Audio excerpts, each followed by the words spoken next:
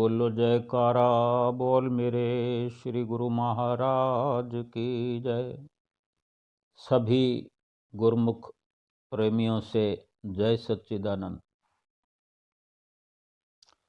हर इंसान को वापस लौटना पड़ता है। अब ये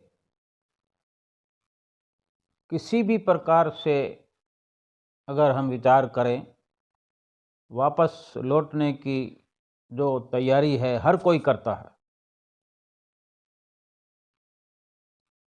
कहाँ से कहाँ लौटना है, यानी जहाँ से आया होता है वहाँ लौटना ही पड़ता है। घर से निकलकर हम नित्य प्रति अपने कार्य व्यवहार की ओर जाते हैं, दुकान ऑफिस बिजनेस की ओर जाते हैं, तो फिर शाम को लौटना होता है।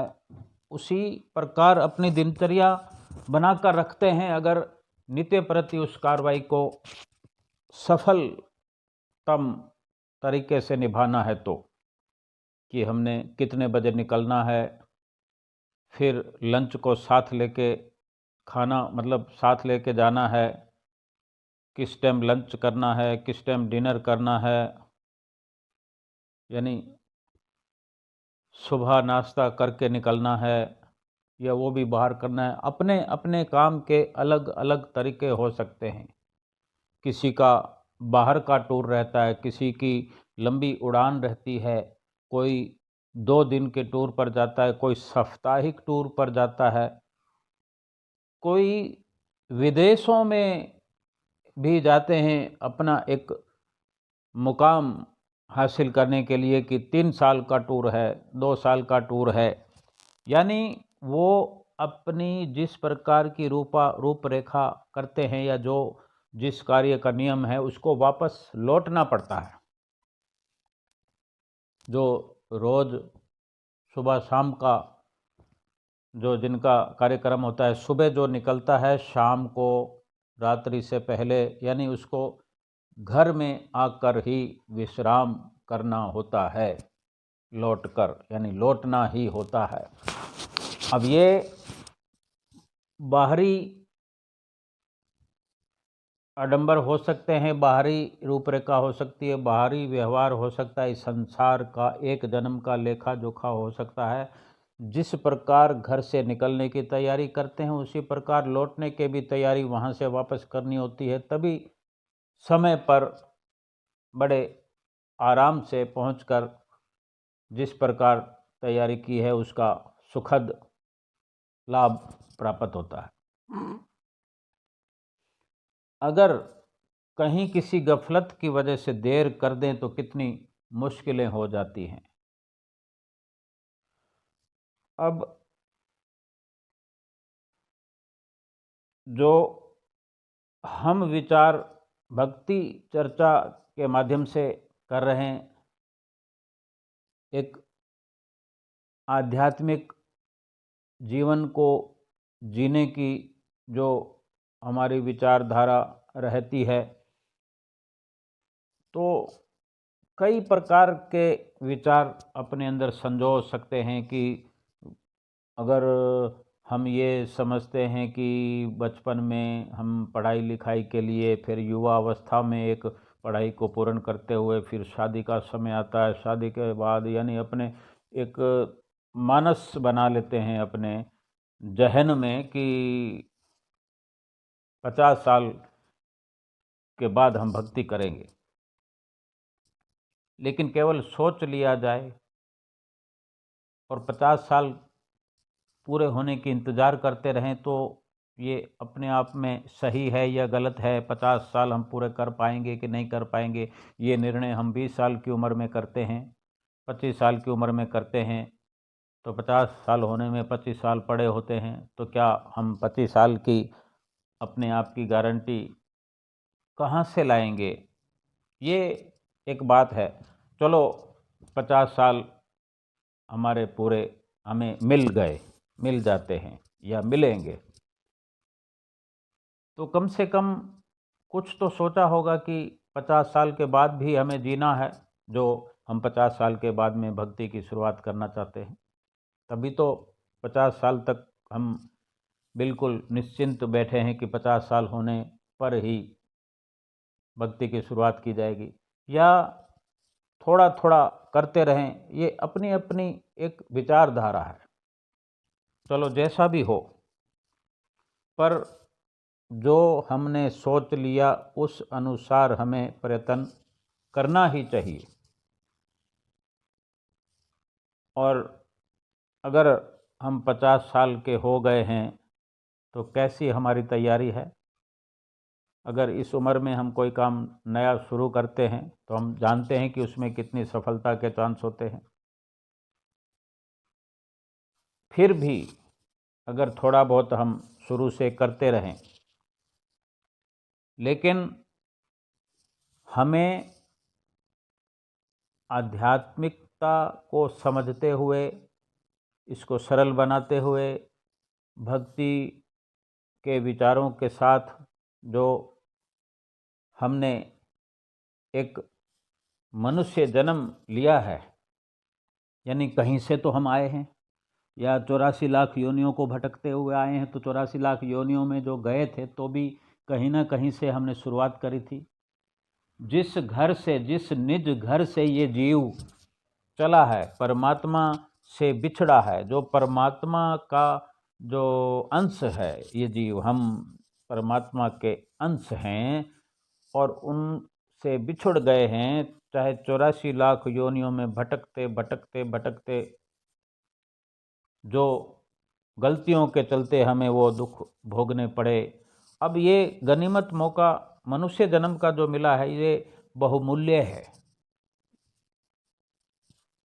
वापस लौटने के लिए ये एक पद है, बहुत बड़ा अवसर है कि इस अवसर की तलाश में थे, इसके इंतजार में थे कि कब ऐसा अवसर मिलेगा। परमात्म से आत्मा जुदा रहा बहुकाल, सुंदर मेला कर दिया सतगुरु दीन दयाल। ये संत सुंदरदास जी कहते हैं कि बहुत काल से ये जीवात्मा परमात्मा से बिछड़ी हुई रही, बिछड़ा हुआ रहा, लेकिन अब ये सुंदर अवसर है, ये मेला है, ये मेला लगा दिया है सतगुरु दीन दयाल। इस मनुष्य जन्म में वापस लौटने की एक सुंदर तैयारी हम कर सकते, तभी लौटेंगे। और अगर गलतियों को दोहराते रहेंगे इसी जन्म में, इस जन्म में भी, तो फिर घर लौटने के बजाय फिर उस भटकना में पहुंच जाएंगे 84 लाख योनियों में। तो एक सुंदर सा तरीका अगर जीव अपनाता है, संतों महापुरुषों की शरण में जाने से सारा का सारा जो एक कार्यक्रम है लौटने का, वो सब बताते हैं। और उसको एक अच्छे तरीके से अगर अंजाम कोई गुरमुख प्रेमी बनकर देता है, अंजाम देता है, उस शिक्षा को ग्रहण करके उस पर अमली कार्रवाई करता है, तो बखूबी अपने उस निज घर में, परमात्मा के घर में, ये जीवात्मा सदा सदा के लिए पहुंच सकती है। इससे अधिक सुखद कुछ भी नहीं है संसार में।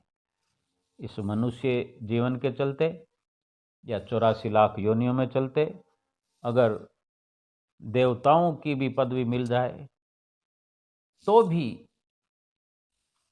उनको भी इस मृत्यु लोक के इस मनुष्य जन्म मिलने की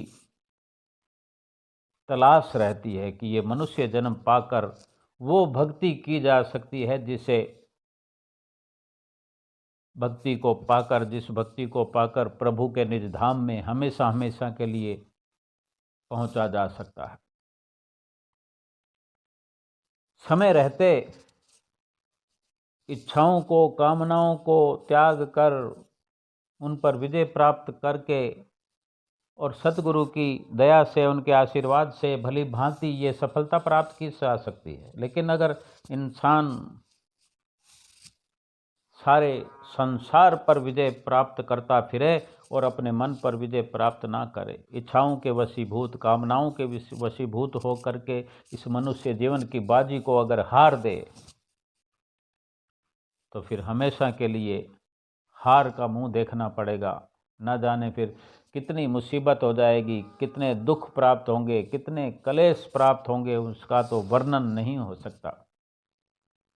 इच्छाओं कामनाओं के एक स्वरूप को हम जानते हैं, समझते हैं। एक आदमी जो कि गरीब था, राजा के पास गया कि वो बहुत गरीब है। वो कह रहा है कि मैं बहुत गरीब हूँ, मेरे पास कुछ भी नहीं है, मदद चाहिए। तो राजा जो कि बड़ा दयालु था, तो उसने पूछा क्या मदद चाहते हो? तो वो आदमी कहता बस थोड़ा सा ज़मीन का टुकड़ा चाहिए रहने के लिए, मैं अपना घर बना लूँ। तो राजा ने कहा कल सुबह सूर्योदय के समय तुम यहाँ आना। वो आ गया। तो राजा ने कहा भाई तुम्हें थोड़ा सा नहीं, जितना जी चाहे ज़मीन मैं दूंगा मेरे राज्य में से, क्योंकि तुमने आके जो फरियाद की है, मैं ये तुम पर छोड़ता हूँ कि तुम्हें कितनी ज़मीन चाहिए। तुम यहाँ से दौड़ लगाओ और दौड़ लगाकर शाम को सूर्य ढलने से पहले जहाँ तक तुम निशान लगा कर आ जाओगे, खूंटा टांग कर आ जाओगे, वापस यहाँ पहुँच जाओगे सूर्य ढलने से पहले। तो जहाँ तक तुमने सफ़र किया होगा वहाँ तक का ज़मीन का टुकड़ा मैं तुम्हारे नाम कर दूंगा। याद रखना, अगर यहाँ नहीं पहुँचे और सूर्य ढल गया तो फिर कुछ नहीं मिलेगा। उतना ही दौड़ना ताकि वापस सूर्य ढलने से पहले पहुँच सको। तो वो आदमी दौड़ पड़ा और दौड़ते दौड़ते बड़ा खुश मिजाज होकर दौड़ लगा रहा है, और बार बार विचार आता है। जो कि कहता था कि मुझे थोड़ा सा भूखंड चाहिए, थोड़ा सा ज़मीन का टुकड़ा चाहिए जहां मैं अपना एक छोटा घर बना सकूं। अब वो दौड़ रहा है, उसके दिमाग में क्या चल रहा है? थोड़ी थोड़ी देर के बाद रुकता है, फिर सोचता है कि अभी बहुत जान बाकी है शरीर में और सूर्य ढलने में बहुत समय है, थोड़ा और दौड़ लगाता हूँ, थोड़ा और दौड़ लगाता हूँ। फिर वो तो जैसे कि पूरे राज्य को प्राप्त करने की होड़ में लग गया। थोड़ा थोड़ा करते बार बार रुकता है, फिर बार बार सोचता है कि अभी समय पड़ा है। वो भूल गया कि मैं कितना दूर आ चुका हूँ, वापस पहुँच पाऊँगा कि नहीं। दौड़ते दौड़ते दौड़ते सूरज सिर पर चढ़ गया, दौड़ना नहीं रुका, हाँफता रहा, थकता रहा, और ये सोचता रहा कि एक बार मेहनत कर लूँ फिर तो मैं बड़े आराम से ज़िंदगी गुजारूँगा। इस प्रकार शाम होने लगी थी। तब उसने देखा कि अब तो सूर्य ढलने वाला है। सिर पर सूरज आकर सिर से वापस नीचे जाने लगा है और ढलने वाला है सूरज। अभी तो अंधेरा हो जाएगा। जब पूर्ण तौर से ये बात समझ में आई तो फिर वापस लौटना शुरू किया। फिर जो लौटा, सूरज तो पश्चिम की ओर मुड़ चुका था, पूर्व से चलकर सूरज पश्चिम की ओर मुड़ चुका था। अब आदमी ने पूरा दम लगाना शुरू किया और लौटना शुरू किया, और समय जो अब तेजी से तो बीत रहा था, अब और भी तेजी से बीतता हुआ नजर आ रहा था। सुबह उसके विचार कुछ थे, अब पछतावे की शिकन माथे पर लिए वापस दौड़ता हुआ पूरी बाजी लगाकर, लेकिन देखते ही देखते अब उससे दौड़ा नहीं जा रहा था, थक रहा था, बार बार लड़खड़ा रहा था। और ये सब होते होते होते वो थक कर किसी एक जगह पर गिर गया और उसके प्राण भी वहीं निकल गए। राजा ये सब जो कि पहुंचकर वहाँ जो इंतज़ार कर रहा था, वो धार्मिक विचारों का था, दयालु था। वो फिर अपने सहयोगियों को साथ लेकर वहाँ जो पहुँचा था, तो देखा कि जहाँ आदमी वो गिरा पड़ा था, राजा ने गौर से देखा और सिर्फ इतना ही कहा अपने साथ आए हुए सहयोगियों से कि इसे सिर्फ 2 गज जमीन की दरकार थी, ये बेकार में इतना दौड़ रहा था। उस आदमी को लौटना था पर लौट नहीं पाया, और वो लौट तो वहाँ गया जहाँ से लौटकर फिर आना मुश्किल हो जाता है, इस संसार से चला गया। अब हम इसको आध्यात्मिकता के नज़रिए से देखते हैं कि उस जगह हम अपने आप को रख कर कल्पना करें कि कहीं हम वो इस मनुष्य जीवन में वो भारी भूल तो नहीं कर रहे हैं।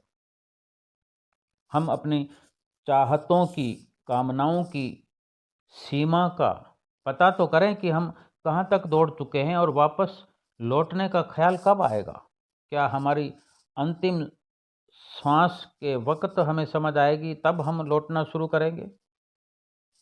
जिस मकसद से ये मनुष्य जन्म मिला, इसकी समझ कब आएगी। क्या अभी इसी पल अगर हम ये समझ प्राप्त करके लौटना शुरू कर दें, यानी अब से भी अगर ये संकल्प लें कि हर श्वास हमारा अब लौटने के लिए होगा। जो प्राप्त कर लिया वो बहुत है, जो एकत्र कर लिया बहुत है, लेकिन अब साथ ले जाने वाला सरमाया, उसकी ओर अपनी श्वासें खर्च करें।